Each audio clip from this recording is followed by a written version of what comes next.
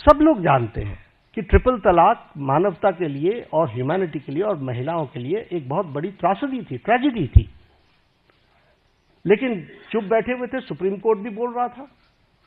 लेकिन ये bold decision लेना और ट्रिपल तलाक को समाप्त करना, जबकि इस्लामिक कंट्रीज में और हमारे नेबरिंग कंट्रीज में कहीं भी ट्रिपल तलाक नहीं है। Bangladesh, Pakistan, Afghanistan, Syria, Iran, Iraq, Malaysia सब डोमिनेटेड मुस्लिम देश रहे हैं और इस्लामिक देश रहे हैं, लेकिन यहां भी ट्रिपल तलाक नहीं था और हमारे यहां ट्रिपल तलाक चल रहा था।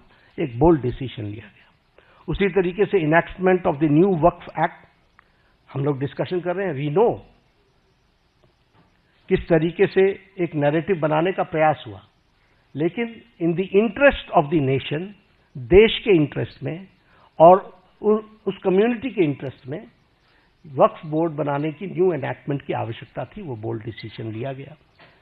उसी तरीके से सिटीजन्स अमेंडमेंट एक्ट, उसी तरीके से डीमोनेटाइजेशन, उसी तरीके से मोर देन 3 डिकेड्स हम विमेन रिजर्वेशन की तरफ नहीं बढ़ पाए, लेकिन 33% विमेन रिजर्वेशन देने का काम प्रधानमंत्री मोदी जी के नेतृत्व में हुआ। और उसी तरीके से अगर हम देखें इकोनॉमिक डिसिप्लिन के लिए, इकोनॉमिक डिसीजन में भी बहुत गहरी सोच के साथ जो आर्थिक जगत को बहुत तीव्र गति से आगे खड़ा कर सके, इसके लिए निर्णय लिए गए।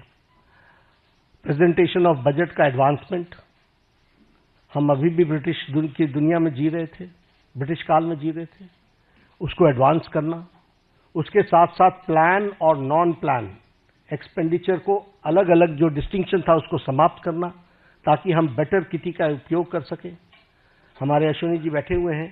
रेल बजट को एसिमिलेट करना और भारत की आर्थिक जगत को एक साथ कैसे देश के लिए डेवलप किया जा सकता है उसको करना।